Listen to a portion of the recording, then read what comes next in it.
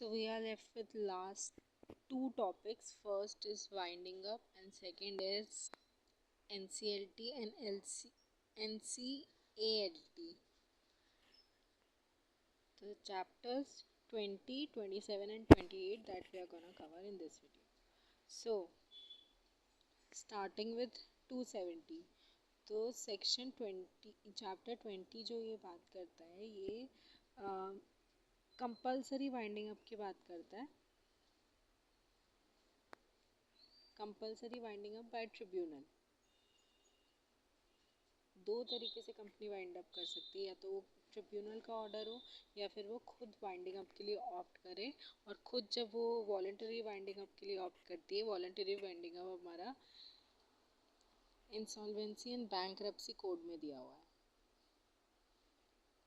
सो 2016 से पहले compulsory winding up and voluntary winding up इसी एक्ट के थ्रू गवर्न होता था.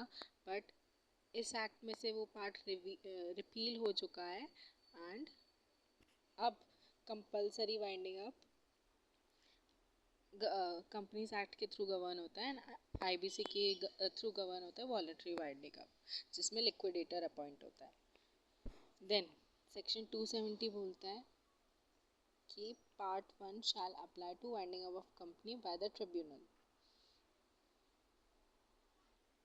तो सेक्शन 271 हमें सर्कमस्टांसेस बताता है, ग्राउंड्स बताता है ऑफ वाइंडिंग अप कि कब कब ट्राइब्यूनल वाइंड अप कर सकता है, कब कब उसके पास पावर होती है. तो कंपनी में on petition under section 272 be wind up by the tribunal if the company has, अगर कंपनी ने स्पेशल रेजोल्यूशन पास किया और वो चाहता है कि आगे की प्रोसेस ट्राइब्यूनल करे वाइंड अप का, तो वो एक एप्लीकेशन फाइल कर सकती है ट्राइब्यूनल के थ्रू कि हम कंपनी बंद करना चाहते हैं और वाइंड अप में ट्राइब्यूनल हमें गाइडेंस दे. या फिर ट्रिब्यूनल ऑर्डर कर सकता है अगर कंपनी ने कुछ भी इंडिया के अगेंस्ट, इंडिया में वर्क कर रही है, इंडिया की सॉवरेनिटी या इंटीग्रिटी के अगेंस्ट कुछ भी ऐसा एक्ट किया, या फिर इंडिया की कोई भी फ्रेंडली रिलेशंस अफेक्ट हुए किसी और स्टेट से, या पब्लिक ऑर्डर, डिसेंसी, मोरालिटी इस पे हैम्पर हुआ, तो फिर वाइंड अप करने का ऑर्डर दे सकती है ट्रिब्यूनल. या फिर if on a application made by registrar or any other person who is authorised by central government, उसे ऐसा लगता है कि अगर कंपनी के अफेयर्स जो हैं वो फ्रॉडुलेंट हैं, उसकी बुक्स जो हैं अकाउंटिंग बुक्स उसमें बहुत सारा फ्रॉड है और मिसफीजेंस है, मिसकंडक्ट है, मिसरिप्रेजेंटेशन है, तो क्या कर सकता है रजिस्ट्रार एप्लीकेशन फाइल कर सकता है ट्रिब्यूनल के आगे. अगर ट्रिब्यूनल को ऐसा लगता है कि हाँ ये सब चीज़ें हैं और कंपनी का वाइंड अप होना ही बेटर है, तो वाइंड अप के लिए ऑर्डर दे सकता है. Then a company has a default in filing with the registrar, financial statement और annual statement 5 साल तक फाइल नहीं किए हैं, तो तब भी ट्राइब्यूनल वाइंड अप के ऑर्डर दे सकती है. या फिर अगर ट्राइब्यूनल को ऐसा लगता है कि just and equitable in the public interest यही है कि कंपनी वाइंड अप हो जाए, तब भी वाइंड अप के ऑर्डर दे सकती है. देन 272 में पिटिशन है फॉर वाइंडिंग अप. कौन कौन प्रेजेंट कर सकता है? कंपनी प्रेजेंट कर सकती है खुद, हमने ऑलरेडी देख लिया सेक्शन 271 में. एंड कॉन्ट्रीब्यूटरीज कर सकते हैं कंपनी के, रजिस्ट्रार कर सकता है सेक्शन 271 के according. Any other person specified in A and B, या तो कंपनी कर सकती है, कॉन्ट्रीब्यूटरीज जो भी स्टेक होल्डर्स हैं वो कर सकते हैं, या any person authorise by central government. अगर सेंट्रल गवर्नमेंट ने, फॉर एग्जांपल हमने इंस्पेक्शन का सेक्शन पढ़ा था, तो सेंट्रल गवर्नमेंट ने इंस्पेक्टर अपॉइंट किया था कि कंपनी के रिकॉर्ड्स को इंस्पेक्ट किया जाए. इंस्पेक्शन में अगर ये पाया गया कि बहुत ज़्यादा फ्रॉडुलेंट एक्टिविटीज़ हो रही हैं कई सालों से और कंपनी का वाइंड अप होना ही ज़रूरी है, तो वो पर्सन भी एप्लीकेशन फाइल कर सकता है ट्रिब्यूनल के आगे, पिटिशन फाइल कर सकता है for the winding up of the company. And या फिर सेक्शन बी क्या बोलता है कि सॉवरेनिटी या इंटीग्रिटी पे इफेक्ट हुआ तो सेंट्रल गवर्नमेंट या स्टेट गवर्नमेंट खुद वाइंडिंग अप का पिटिशन फाइल कर सकती है ट्रिब्यूनल के आगे.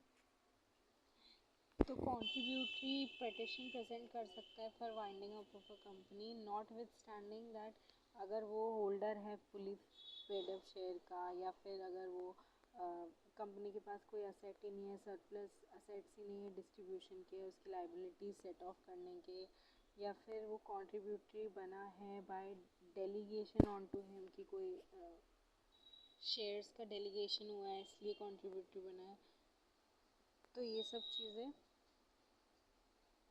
अगर नहीं भी हुए तब भी वो कॉन्ट्रीब्यूटरी फाइल कर सकता है petition. Then registrar shall be entitled to present a petition for the winding up of a company under section 271. तो रजिस्ट्रार भी हमने देखा था 271 में कि वो भी पिटिशन फाइल कर सकता है for the winding up of a company except clause A. Clause A में क्या था कि कंपनी ने खुद ने ही वॉलंटरली वाइंडिंग अप का डिसीजन लिया है, तो रजिस्ट्रार क्यों फाइल करेगा? फिर तो कंपनी खुद करेगी ना वाइंड अप के लिए. अगर उसे ऐसा लगता है तो वो खुद ट्राइब्यूनल के पास चली जाएगी, तो फिर उसमें रजिस्ट्रार का कोई रोल नहीं रहेगा, नहीं तो रजिस्ट्रार भी फाइल कर सकता है. Provided that registrar shall obtain the previous sanction of central government to the presentation of a petition. Central government का अप्रूवल लेना ज़रूरी है. Then further, central government shall not accord its sanction unless, अगर central government sanction provide करता है तो ही they have to make sure कि रीजनेबल अपॉर्चुनिटी ऑफ हर्ड मिलना चाहिए उस कंपनी को भी, एंड देन ये डिसाइड करना चाहिए उनके वाइंडिंग अप का, given a reasonable opportunity of making representation. तो अगर कोई भी फाइल कर रहा है petition wind up of a company की, तो उसे रजिस्ट्रार को भी कॉपी सबमिट करनी पड़ेगी पिटिशन की, and registrar within 60 days of receipt of such petition अपने व्यूज सबमिट करेगा ट्राइब्यूनल को. Then power of tribunal. Power of tribunal क्या है? On receipt of the petition of the winding up of a company क्या क्या order pass कर सकती है? डिसमिस कर सकती है विद और without cause, interim order pass कर सकती है कोई टेम्परेरी रिलीफ का, या प्रोविजनल लिक्विडेटर अपॉइंट कर सकती है कंपनी के लिए till the winding up order. Provisional liquidator क्या होता है? एंट्रीम ऑर्डर में अगर कुछ ऐसा ऑर्डर दिया ट्राइब्यूनल ने, तो उसके लिए प्रोविजनल लिक्विडेटर अपॉइंट किया जा सकता है. पर जब कंपनी का वाइंडिंग अप का ऑर्डर पास हो जाता है तो कंपनी लिक्विडेटर अपॉइंट करते हैं. प्रोविजनल लिक्विडेटर वाइंडिंग अप से पहले के लिए अपॉइंट होता है. Then make an order for winding up of a company with or without cost. Then any other order which it thinks fit. कोई भी ऐसा ऑर्डर दे सकती है. Then जो भी ऑर्डर पास करेगी विद इन 90 days ही पास करना चाहिए from the presentation of the petition. 90 days के अंदर अंदर ट्रिब्यूनल को ऑर्डर पास करना चाहिए.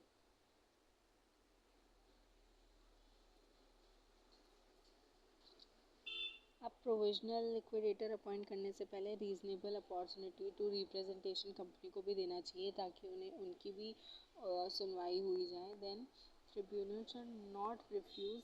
अगर रीजनेबल अपॉर्चुनिटी टू हर्ड नहीं मिलेगा कंपनी को, तो ट्रिब्यूनल को जो भी रीजंस हैं वो रिकॉर्ड करने पड़ेंगे. अब ट्राइब्यूनल रिफ्यूज़ नहीं कर सकता वाइंडिंग अप का ऑर्डर पास करने के लिए on the grounds that company के पास कोई एसेट नहीं है, या फिर कंपनी के जितने एसेट हैं उतने ही मॉर्गेज्ड हैं या उससे ज़्यादा असेट्स जितने हैं उससे ज़्यादा लोन लिया हुआ है. इस ग्राउंड पे मना नहीं कर सकता वाइंड अप के लिए. देन अगर पिटिशन इस ग्राउंड पे प्रेजेंट की गई है वाइंड अप की कि it is just an equitable that the company should wind up, तो ट्राइब्यूनल रिफ्यूज़ भी कर सकता है वाइंड अप का ऑर्डर देने के लिए अगर उसे ऐसा लगता है कि there are other remedies available also. Then directions for filing statements of affair. अगर किसी और ने पिटिशन फाइल करी for winding up of a company except the company itself, तो फिर अगर ट्राइब्यूनल को ऐसा लग रहा है कि there is a prima facie case of winding up for the winding up of a company is made out, तो फिर वो क्या कर सकता है? ऑर्डर कर सकता है, डायरेक्ट कर सकता है कंपनी को टू फाइल इट्स ऑब्जेक्शन कि क्यों वाइंड अप नहीं करना चाहिए, along with the statements of his affair कि क्या क्या अफेयर्स हैं, क्या क्या कंडक्ट्स उनके चल रहे हैं with in 30 days of the order. तो ट्राइब्यूनल अलाउ कर सकता है फर्दर 30 days, अगर कोई सिचुएशन ऐसी स्पेशल सर्कमस्टेंस है तब ऑर्डर कर सकता है। देन अगर फाइल नहीं करती है कंपनी सबसेक्शन 1 में जो भी पिटिशन, जो भी कोर्ट ने ट्राइब्यूनल ने ऑर्डर दिया था, तो अगर वो फाइल नहीं करती है, अपने ऑब्जेक्शंस फाइल नहीं होते हैं कंपनी के, तो उनको जो कंपनी है उसे right to oppose the petition नहीं मिलेगा, फोरफीट हो जाएगा उनका ये राइट। और जो भी डायरेक्टर्स हैं ऑफिसर ऑफ द कंपनी के, वो नॉन कंप्लायंस के लिए पनिशेबल होंगे। Then the director and officer company के हैं जिनके अगेंस्ट ऑर्डर पास हुआ है वाइंड अप का, विद इन 30 days सबमिट करेंगे अपनी copy, cost of company submit करेंगे, then books of account submit करेंगे, फाइनेंशियल स्टेटमेंट एंड ऑल, जो कि ऑडिटेड अप होंगे, जिनका ऑडिट हो चुका होगा up to the date of order, जब तक कि ऑर्डर पास हुआ था उससे पहले तक का। टू सच लिक्विडेटर सबमिट करेंगे जैसा कि ट्रिब्यूनल डायरेक्ट करे। देन अगर डायरेक्टर्स एंड ऑफिसर कॉन्ट्रवीन करते हैं इस प्रोविजन के किसी भी पार्ट से, तो they shall be punishable with imprisonment up to 6 months and fine of 20 not less than 25,000, which can extend up to 5 lakh rupees।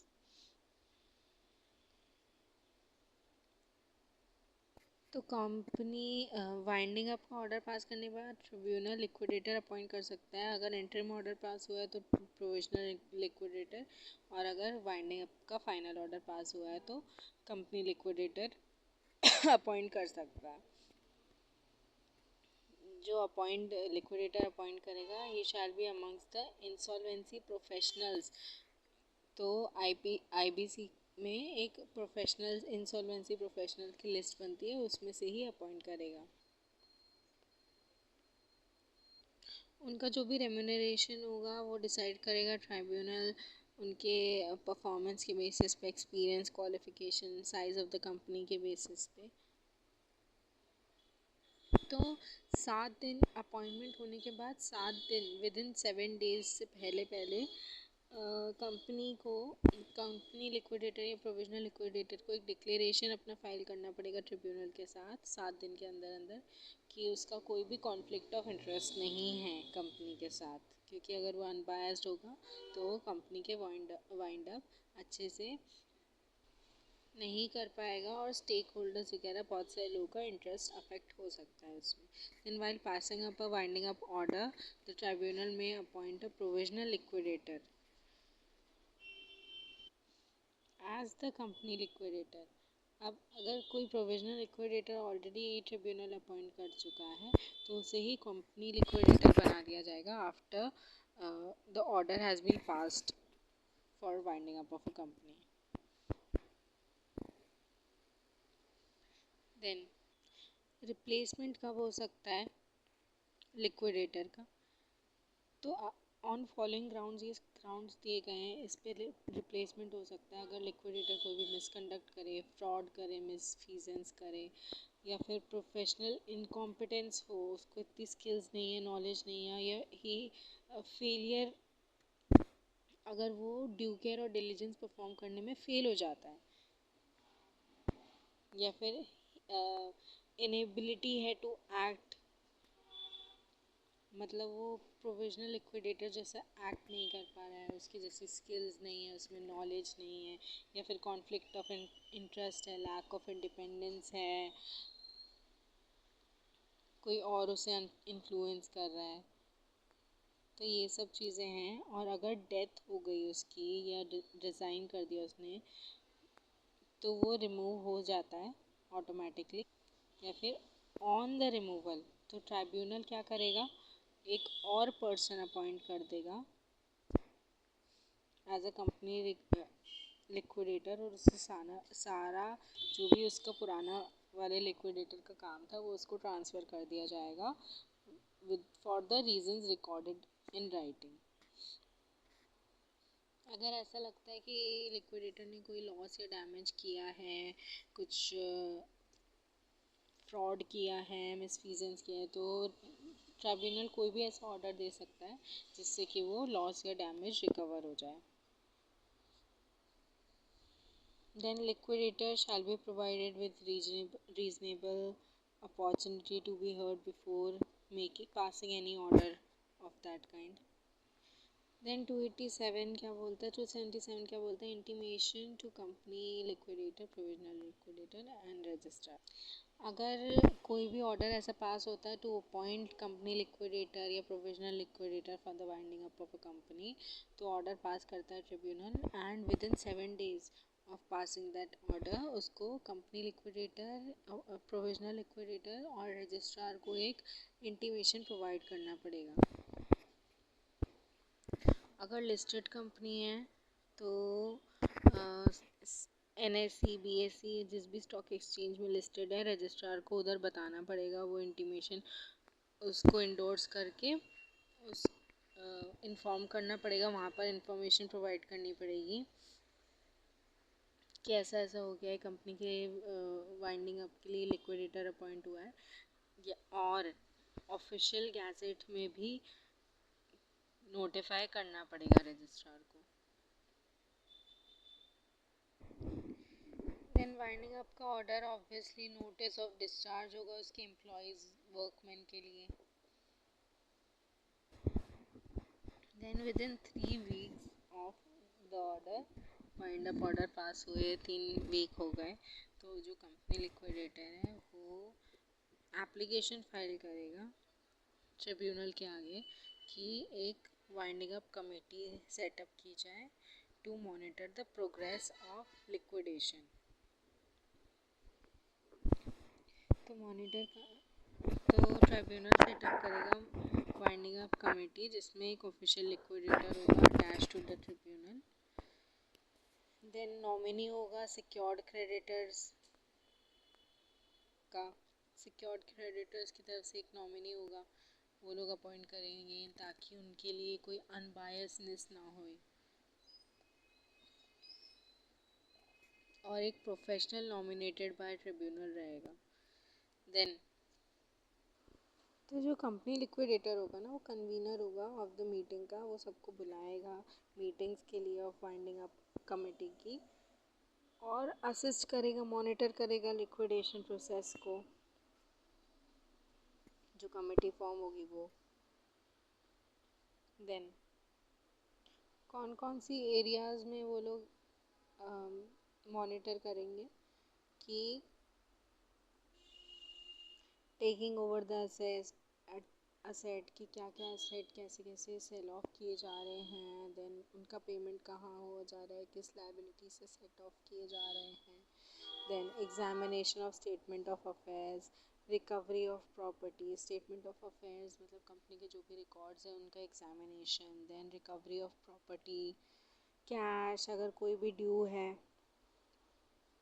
वो रिकवर किए जाएंगे.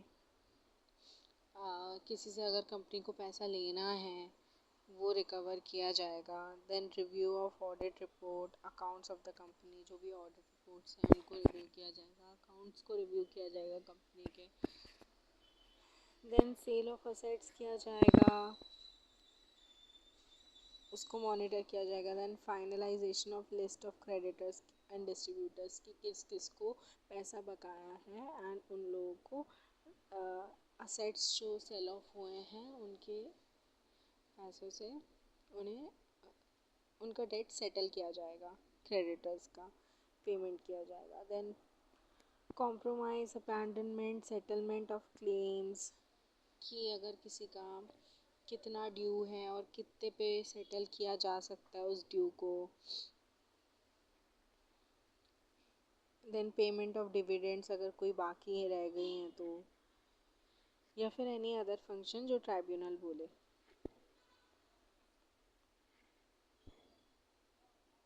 तो ये सब चीज़ों की मीटिंग में डिस्कस किया जाएगा कि क्या क्या होना चाहिए. देन ये कंपनी लिक्विडेटर जो है वो मिनट्स ऑफ मीटिंग लिख के और सबका साइन करा के कमेटी का ऑन मंथली बेसिस ट्रिब्यूनल के पास प्रोवाइड करेगा on monthly basis till the final report.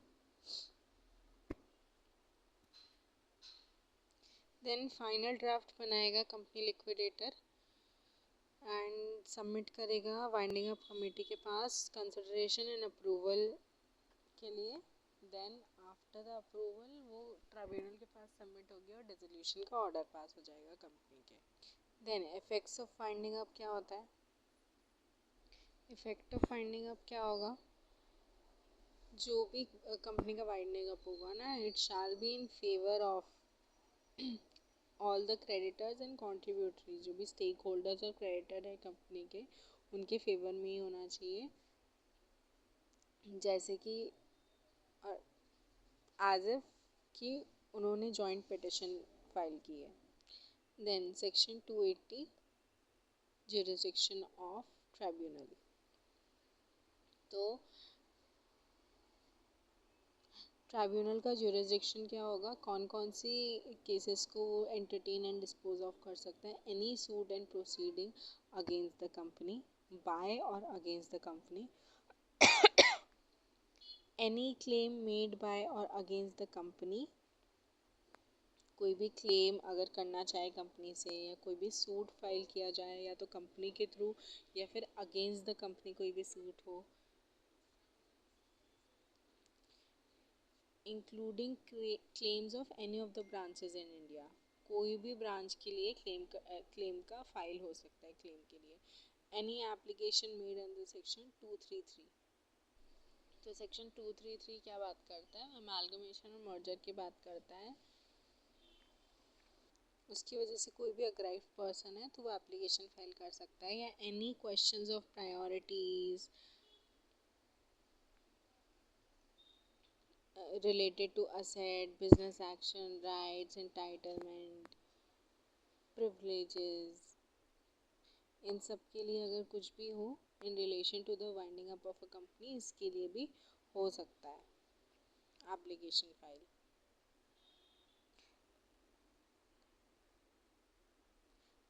Then summation of report by company liquidator। तो liquidator company liquidator reports monthly basis पे तो सबमिट करता ही है। उसके अलावा एक 60 डेज़ में, जब वो अपॉइंट हुआ है, विद इन 60 डे उसे एक रिपोर्ट फर्निश करनी पड़ेगी ट्राइब्यूनल को विद फॉलोइंग डिटेल्स। तो इस रिपोर्ट में क्या होगा? Nature and details of the assets of the company, location, cash balance, value, negotiable securities क्या क्या हैं कंपनी की, वैल्यूएशन जो रजिस्टर्ड वैल्यूअर करेगा कंपनी का वैल्यूएशन, तो वही सबमिट होगा। Then amount of capital issued, कितना सब्सक्राइब है, कितना पेड अप है। Then existing and contingent liabilities की क्या क्या हैं, उनकी names, addresses, occupation of the creditors, कि बैंक से लोन लिया है या फिर डिबेंचर्स इशू किए हैं कि क्या किया है, अनसिक्योर्ड है कि सिक्योर्ड लोन है कंपनी का, वैल्यू क्या है लोन की, डेट किस डेट को दिया था, then debts due to the company, name, address, occupation of the persons from whom they are due. तो ये सब चीज़ें कि किससे ड्यू है, उनका नेम, एड्रेस, ऑक्यूपेशन, जिनसे पैसे लेना है। देन गारंटीज़ क्या कौन कौन है कंपनी की। देन लिस्ट ऑफ कॉन्ट्रीब्यूटरीज क्या हैं और कितना अमाउंट उन्होंने दिया है, कितना अनपेड अमाउंट है उनके कॉल का। Then details of trademark, intellectual property rights owned by the company, कोई भी subsisting contracts, joint ventures, collaboration अगर कंपनी के कोलैब हुए हैं तो। Then details of subsidiary company और होल्डिंग कंपनी, जो भी पेरेंट कंपनी है। Then detail of legal cases file against और बाय द कंपनी। ये सब चीज़ें ट्राइब्यूनल को सबमिट करनी पड़ेगी, या फिर ऐसी अदर इन्फॉर्मेशन जो ट्राइब्यूनल मांगे वो सबमिट करना पड़ेगा विद इन 60 डेज। देन अगर कंपनी लिक्विडेटर को लगता है कि किसी ने कोई फ्रॉड भी किया है कंपनी में, तो वो भी इन्फॉर्म करना चाहिए, रिपोर्ट में लिखना चाहिए कि कंपनी के कोई मेंबर ने फ्रॉडुलेंट एक्टिविटी की है. और company liquidator shall also make a report on viability of business of a company for maximising the value of the assets, कि असेट्स की कितनी वैल्यू बढ़ सकती है, मैक्सिमाइज हो सकती है, कि उसकी वायबिलिटी क्या है, अभी कितना और ग्रोथ हो सकती है कुछ, और अगर ऐसा कंपनी की ऐसी एसेट्स हैं जो कि और ग्रो हो सकती हैं तो उसको ग्रो करके देन उसका sell off, then company liquidator और भी कुछ ऐसी रिपोर्ट में डाल सकता है या कुछ ऐसी रिपोर्ट बना सकता है जो उसे ठीक लगे. देन कोई भी अगर क्लेम कर रहा है कि वो कॉन्ट्रीब्यूटरी क्रेडिटर है, ही शैल इंटाइटल्ड हिमसेल्फ, उसे अपने आपको मतलब इंस्पेक्शन के लिए या कोई भी ऐसी रिपोर्ट सबमिट करने के लिए, अपना क्लेम प्रूव करने के लिए विद प्रिस्क्राइब फीस तैयार रहना चाहिए. देन डायरेक्शन ऑफ ट्राइब्यूनल और report of company liquidator.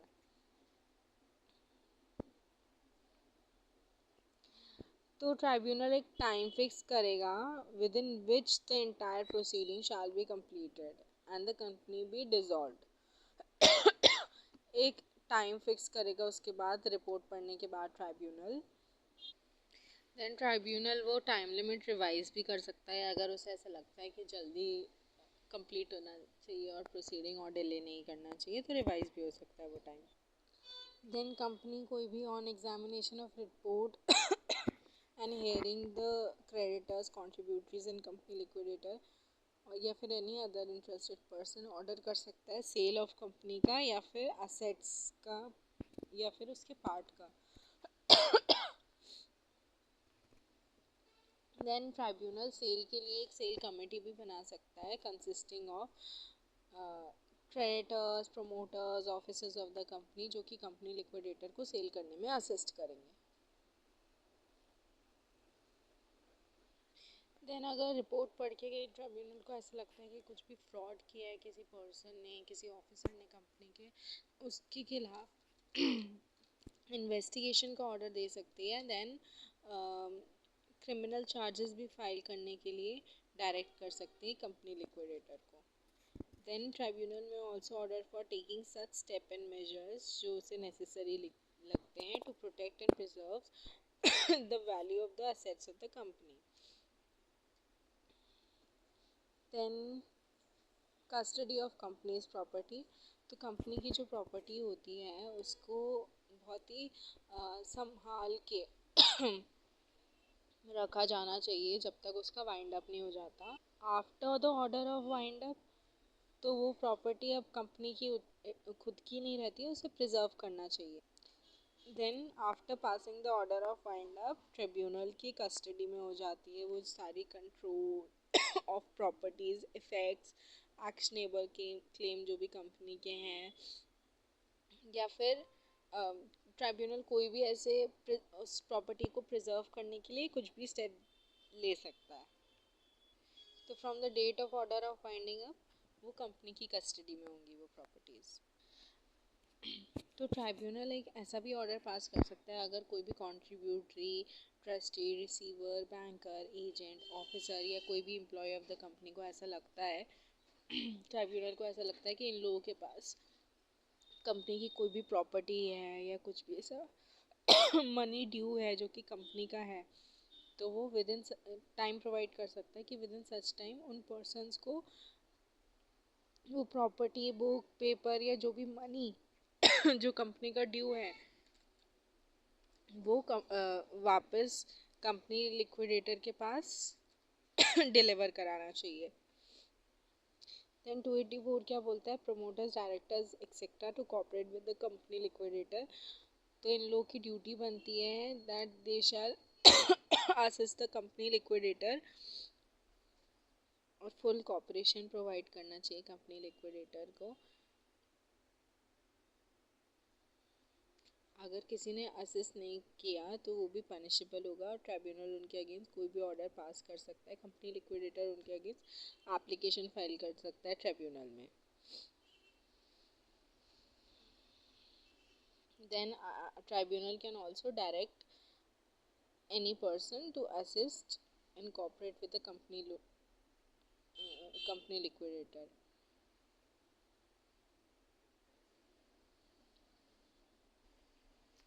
Then settlement of list of contributories and application of assets.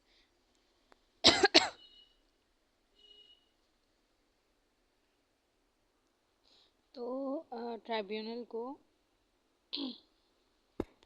एक सेटलमेंट कॉन्ट्रीब्यूटरीज की लिस्ट बनानी पड़ेगी जिसमें वो ऑर्डर देगा उन कॉन्ट्रीब्यूटरीज को कि वो कंपनी के असेट्स में कंट्रीब्यूट करे ताकि जो भी डेट्स हैं, लाइबिलिटीज़ हैं, कॉस्ट हैं, चार्जेस हैं, एक्सपेंसेस हैं कंपनी के at the time of winding up वो सब पे ऑफ हो सकें। तो वो पर्सन्स की लिस्ट बनाएगा और कंडीशंस देखेगा कि कौन कौन से पर्सन्स ऐड नहीं हो सकते हैं, कौन कौन से पर्सन्स, कौन कौन से कॉन्ट्रीब्यूटरीज ऐड हो सकते हैं।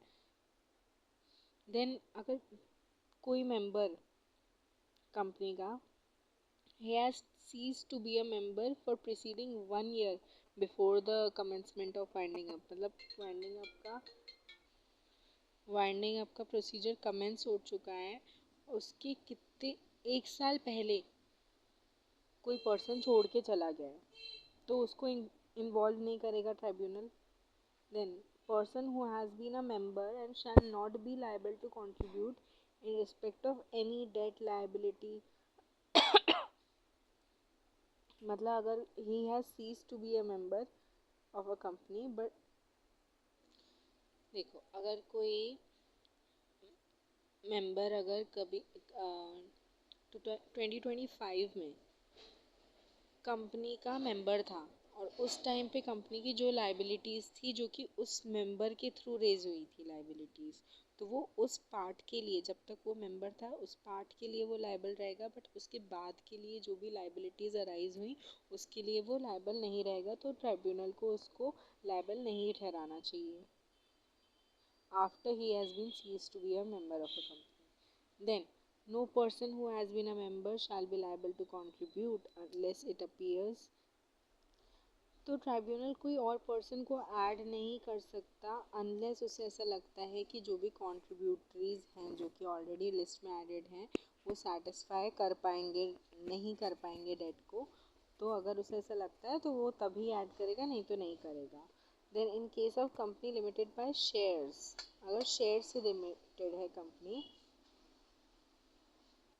तो जितना उसका पर्सन का शेयर है उतने तक ही वो लायबल रहेगा, एक्सीडिंग दैट उसे लायबल नहीं किया जा सकता।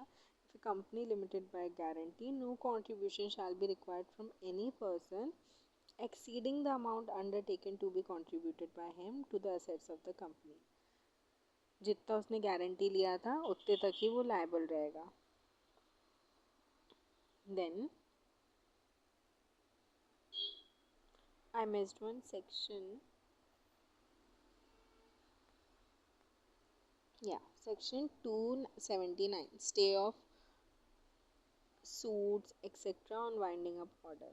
तो जब वाइंडिंग अप का ऑर्डर पास हो जाता है तो जो भी पेंडिंग सूट होता है कंपनी के अगेंस्ट या कंपनी के बिहाफ पे, तो वो सब पे स्टे लग जाता है after order of winding up.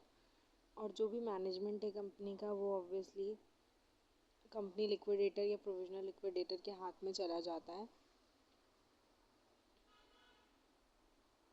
Then जो भी ट्रांजैक्शन है बिजनेस के कंपनी के वो after passing of order of winding up company को नहीं एंटर होना चाहिए उस ट्रांजैक्शन में।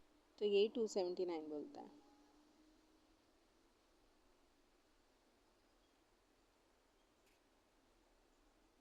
देन 287 के अंदर एडवाइजरी कमेटी बनेगी। एक तो वाइंडिंग अप कमेटी बनती है, देन एक एडवाइजरी कमेटी बनती है जो कि ट्राइब्यूनल सेटअप करता है to give advice to the company liquidator और ट्राइब्यूनल को जो रिपोर्ट करे। उसमें 12 मेंबर्स होते हैं, क्रेडिटर, कॉन्ट्रीब्यूटर्स, इन सब के। इन सब से कंसिस्टेंट रहता है and it is chaired by company liquidator. Then 288 submission of periodic report to the tribunal. Then company liquidator shall make periodic reports. Monthly report send करता है एंड कोई पीरियड वाइज रिपोर्ट सेंड करता है at the end of each quarter with respect to the progress of winding up of company. तो monthly report तो send करता ही है. Then 60 days के अंदर हमने देखा था एक रिपोर्ट सेंड करता है कंपनी के असेट्स वगैरह का. देन एक periodic report at the end of each quarter भी कंपनी लिक्विडेटर की ड्यूटी बनती है सेंड करने का कि प्रोग्रेस जो वाइंडिंग अप की प्रोग्रेस है वो कहाँ तक पहुँची. Then section 290 powers and duties of company liquidator. तो कंपनी लिक्विडेटर को जो भी ट्राइब्यूनल के कंट्रोल ही रहेगा कंपनी लिक्विडेटर पे, बट उसके पास क्या क्या पावर होंगी. Carry on the business of company for the beneficial of winding up. जो भी बिजनेस ऑफ द कंपनी है वो कैरी फॉरवर्ड करेगा ताकि उसकी एसेट्स इंक्रीज़ हों और वाइंड अप में हेल्प हो जाए एंड उसकी एसेट्स की जो वैल्यूएशन है वो ज़्यादा बने. Then all acts and execute in the name or in behalf of the company all deeds, receipt, other documents. जो भी कंपनी की डीड्स हैं, रिसीट्स हैं या जो भी डॉक्यूमेंट्स हैं उसके बिहाफ पे वर्क करेगा कंपनी के, जो भी नेसेसरी हैं for the winding up of a company. And to sell the immovable movable properties actionable claim of the company by public auction या फिर प्राइवेट कॉन्ट्रैक्ट किसी से आउटसोर्स करके भी ये सब सेल कर सकता है. And he also have the power to transfer such property to any other person or any corporate body to sell the same. Then to sell the whole of the undertaking of company as a going concern, मतलब पूरी की पूरी company ही अगर किसी और को sell out कर दे तो ऐसा भी कर सकते हैं. To raise any money required on the security of asset. मतलब जो कंपनी की जो सिक्योरिटीज़ हैं उस पर कोई भी मनी रेज कर सकता है. तो जो भी ऐसी नेसेसिटीज़ होंगी जो कि कंपनी के लिए बेनिफिशियल होगी वाइंडिंग अप के लिए, क्रेडिटर्स के लिए, स्टेक होल्डर्स के लिए बेनिफिशियल होगी, कॉन्ट्रीब्यूटरीज के लिए, वो एक्शन वो ले सकता है. Institute and defend any suit prosecution criminal या civil on behalf of the company या in name of the company कर सकता है. इनवाइट एंड सेटल अनक्लेम, जो भी अनक्लेम अमाउंट है जो सेटल कर सकता है क्रेडिटर्स का जो भी अमाउंट है जो कि अनपेड है वो सेटल कर सकता है या फिर क्लेम कर सकता है कोई भी अमाउंट कंपनी के बिहाफ पे जो कि अनपेड है कंपनी को. एंड जो भी सेल प्रोसीड्स हैं वो क्रेडिटर के साथ सेटल कर सकता है. अब क्लेम सेटल करने का क्या मतलब होता है कि क्लेम किस चीज़ का है बट आप उसका सेटलमेंट अमाउंट क्या पे कर रहे हो. Then inspect and record returns of the company की जो भी उसके बुक्स हैं अकाउंट्स बुक्स ऑफ अकाउंट्स वो सब देख सकता है जो कि रजिस्ट्रार के पास फाइल्ड हैं. फिर जो भी क्रेडिटर्स हैं कंपनी के कॉन्ट्रीब्यूटरीज हैं उनसे क्लेम कर सकता है कॉन्ट्रीब्यूटरीज से जो भी उनका अनपेड अमाउंट है जो कंपनी को देना बाकी है. To draw and accept make endorse any negotiable instrument, कोई भी cheque bill exchange promissory note वो इंडोर्स कर सकता है कंपनी के बिहाफ पे.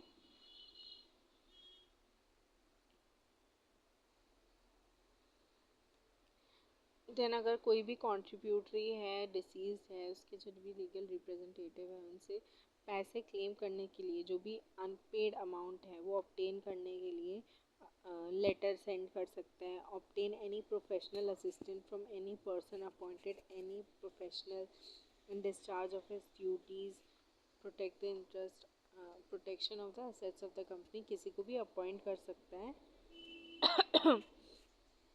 प्रोफेशनल को जो कि प्रोफेशनल असिस्टेंस दे उसे.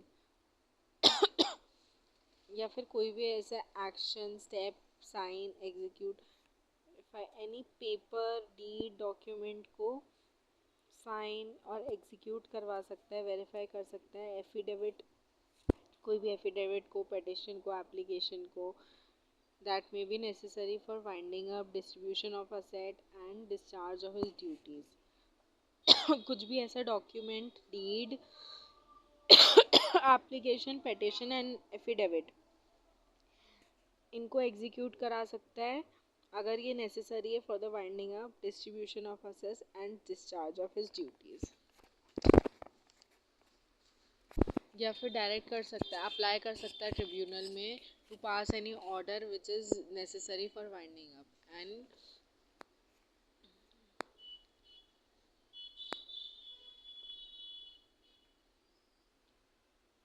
तो ये सब फंक्शंस होते हैं कंपनी लिक्विडेटर के। Directly coming on to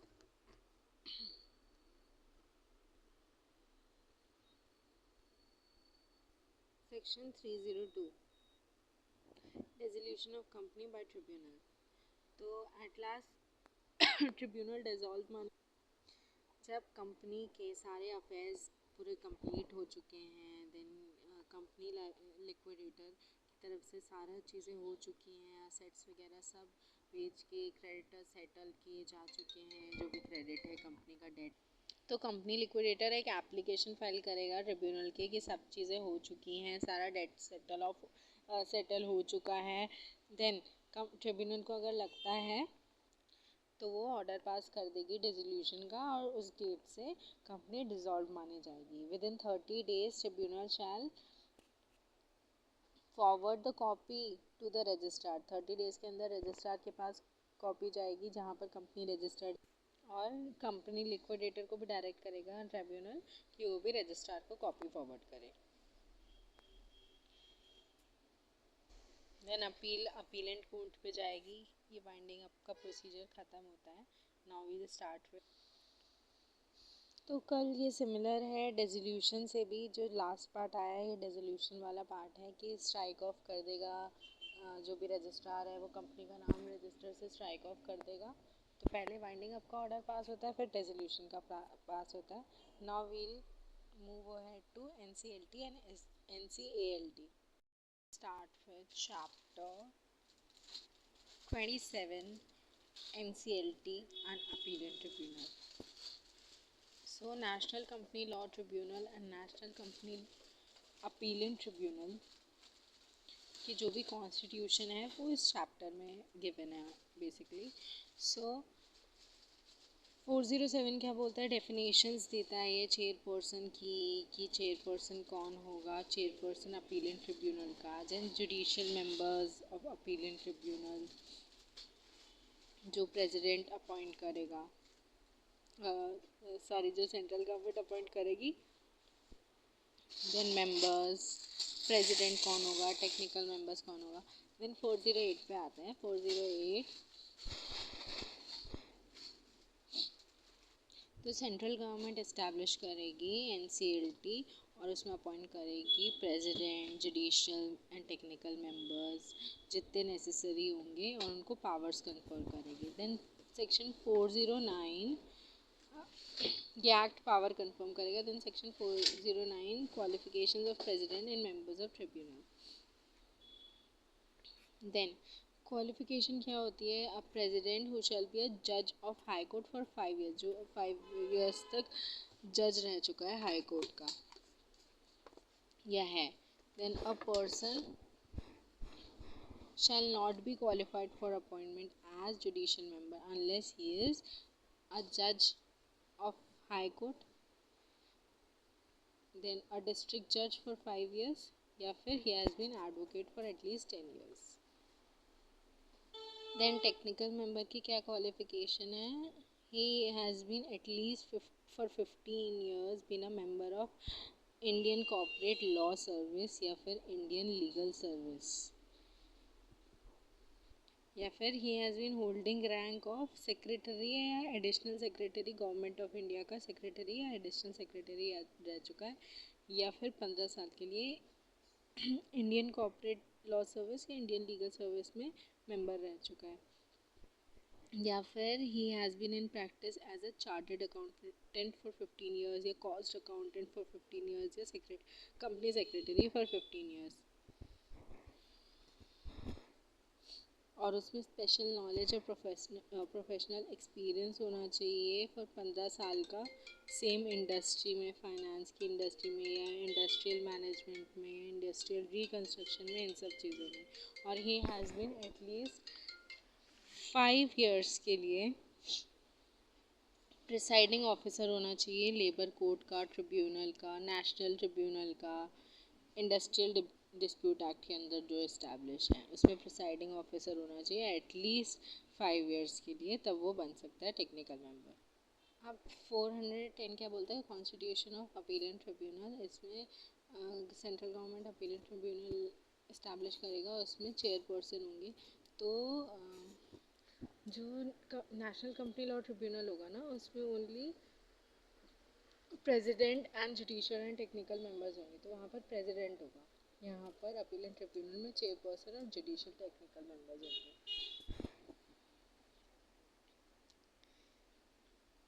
then qualification क्या होगी उनकी, ही हैज़ बीन अ जज of supreme court of India, या फिर chief justice of a high court. Chairperson के लिए क्वालिफिकेशन है। जुडिशियल मेंबर के लिए क्वालिफिकेशन है, ही शैल बी अ जज of, he has been a judge of high court for 5 years, or he has been a judicial member of tribunal for 5 years. Then selection of members of tribunal and appellant tribunal. तो after consultation with chief justice of India उनका selection किया जाएगा। Then the members of tribunal and technical members appellant tribunal shall be appointed on the recommendation of the selection committee. Selection committee consisting of chief justice of India, तो selection committee appoint करेगी। और selection committee में कौन कौन लोग होंगे, chief justice of India होगा, या फिर his nominee as a chairperson, या फिर और एक सीनियर जज ऑफ सुप्रीम कोर्ट होगा एज अ मेंबर, या फिर chief justice of high court होगा, या सेक्रेटरी होगा, who is the secretary in the Ministry of Corporate Affairs as a member, and secretary in the Ministry of Law and Justice, वो भी as a member होगा।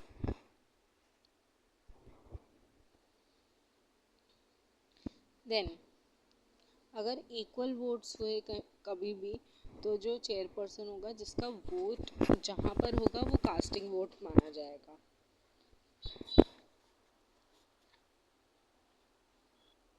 Then moving forward, term of office क्या होगा, 5 years तक का term of office होगा president का और एवरी जुडिशियल टेक्निकल मेंबर्स का, and they shall be eligible for reappointment for another 5 years. और प्रेसिडेंट की एज क्या होनी चाहिए, मैक्सिमम 67 ईयर्स, और मेंबर्स की 65 ईयर्स मैक्सिमम एज है। और मिनिमम एज क्या होनी चाहिए, 50 प्लस होना चाहिए। 50 ईयर्स भी एलिजिबल नहीं है, हो पाएगा for the appointment as member.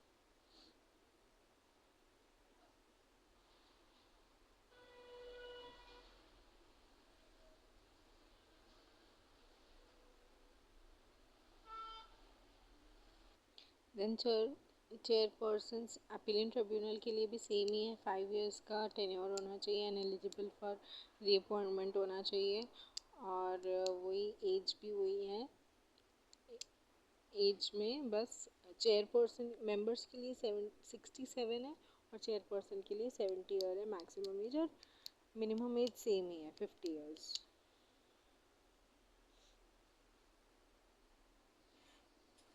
Then resignation of members, जो भी प्रेसिडेंट, चेयरपर्सन या एनी मेंबर वो रिज़ाइन कर सकता है by giving a notice in writing to the central government, he can resign। तो तब तक वो रिज़ाइन नहीं कर सकता, 3 महीने के अंदर अंदर एक नया चेयरपर्सन या जिसकी सीट वेकेंट हुई है वो अपॉइंट करना पड़ेगा। अगर 3 महीने हो चुके हैं तो वो रिज़ाइन करने के लिए, मतलब छोड़ के जाने के लिए एलिजिबल है। He can leave the office.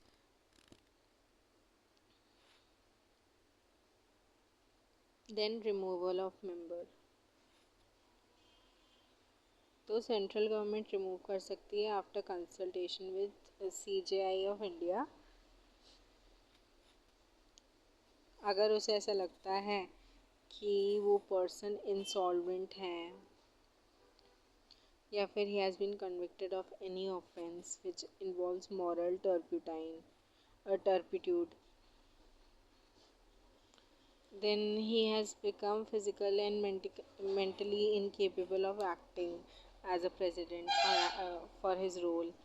He has acquired such financial or other interest, उसने कोई अपनी पावर्स का अब्यूज़ किया है, उसकी पोजीशन का अब्यूज़ किया है, तो उसे रिमूव किया जा सकता है। तो उन लोगों को अपने चार्जेस बताने पड़ेंगे। तो उनको मिसबिहेवियर या इनकैपेसिटी के अंदर भी रिमूव किया जा सकता है आफ्टर इंक्वायरी बाय द जज of supreme court nominated by CJI।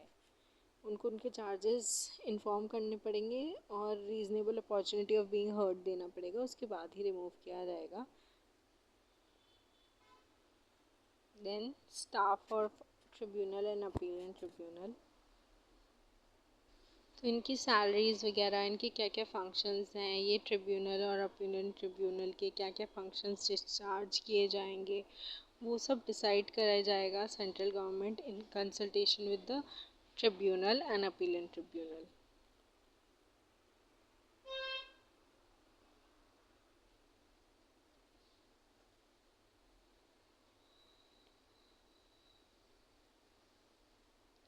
Then appeal from the order of tribunal. If a person is aggrieved by the order of tribunal, वो अपीलेंट ट्रिब्यूनल में अपील कर सकता है। तो अपील कब होगा? Within 45 days होगा ऑर्डर पास होने के। तो ये appeal with the consent of parties होगा and within 45 days date on which copy of order of tribunal is made available to the aggrieved person। तो जब अग्राइव पर्सन के पास कॉपी मिल जाएगी उसके 45 डेज तक वो अपील कर सकता है। Then this date can be extended with 45 days more। Then appealing tribunal parties को अपॉर्चुनिटी ऑफ बीइंग हर्ड देगा। उसके बाद कोई भी ऑर्डर पास कर सकता है in the confirmation modifying and setting aside the order against which appeal has been filed। तो जिस ऑर्डर के लिए अपील फाइल की गई है उसको मॉडिफाई भी कर सकता है, कंफर्म भी कर सकता है एंड सेट असाइड भी कर सकता है। 1022 expeditious disposal by tribunal and appellate tribunal. तो 3 मंथ्स के अंदर अंदर केसेस जो भी फाइल होते हैं उसका डिस्पोज ऑफ कर दिया जाना चाहिए। अगर नहीं हुआ तो कोर्ट को रीजंस रिकॉर्ड करने पड़ेंगे for not disposing of the application with in specified time, और प्रेसिडेंट या चेयरपर्सन को देना पड़ेगा for the reasons recorded and it's. तो उनको एक एक्सटेंडेड टाइम दिया जाएगा विच शैल नॉट एक्सीड 90 डेज।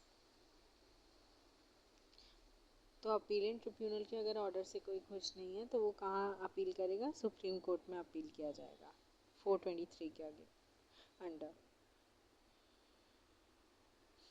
और ये अपील का फाइल होगी with in 60 days of the receipt of order of appellant tribunal.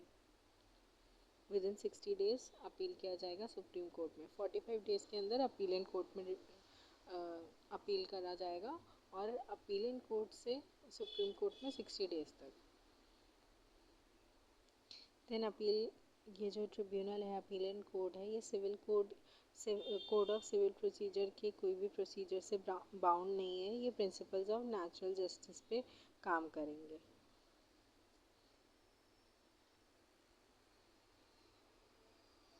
but powers same vested हैं summon की, enforcing the attendance of any person, discovery of any documents, examination of any person, receiving evidence on affidavit.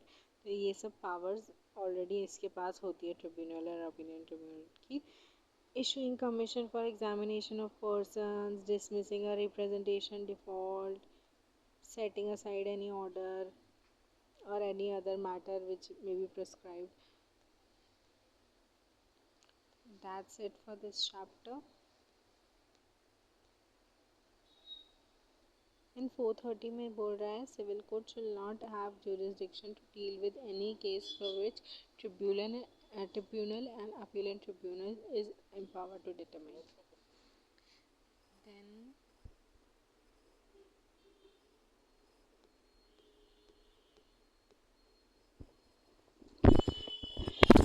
chapter 28 special courts. तो central government special court establish कर सकता है for speedy trial of offences and the special court shall consist of single judge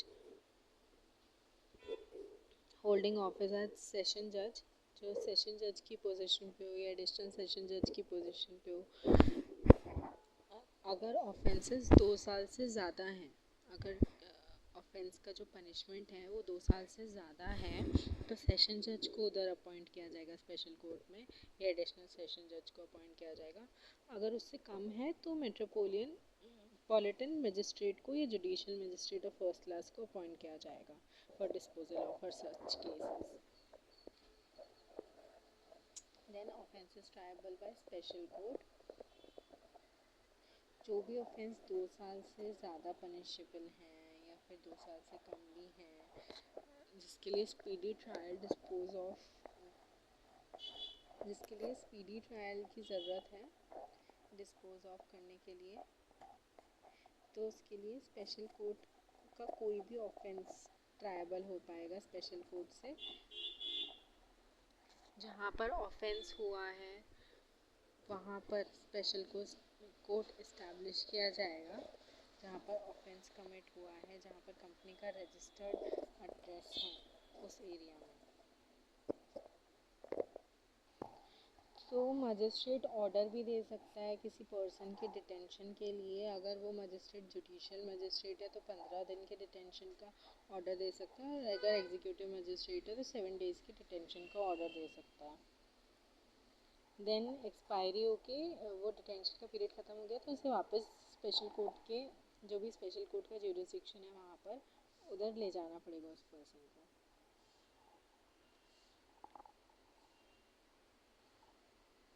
then police report जो भी submit होगी उस person के against,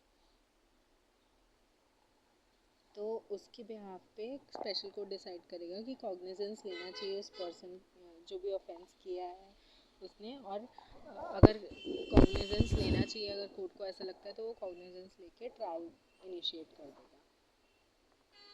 then trials का समरी वे में भी ट्रायल हो सकता है अगर वो पनिशेबल है with imprisonment for a term not exceeding 3 years. 3 years से नीचे कोई भी ऑफेंस पनिशेबल है तो उसका ट्रायल समरी ट्रायल भी हो सकता है.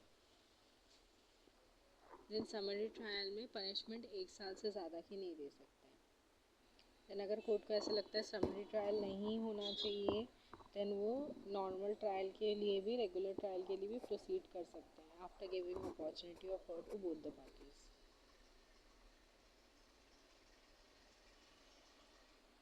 Then that's it. That's it for Companies Act 2023. Then we'll start with Insolvency and Bankruptcy Code from our next videos.